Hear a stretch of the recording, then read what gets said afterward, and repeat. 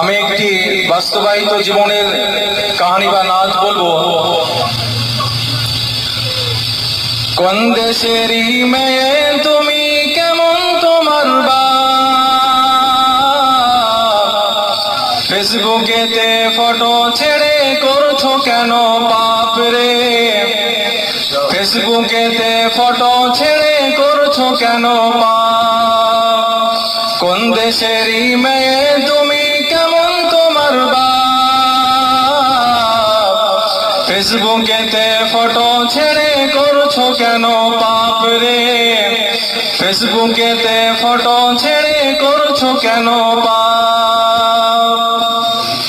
নানি দাদির বন্ধু হয়নি আগেকার যুগে, এখন তোমার বন্ধু লাগে 64 জেলাতে।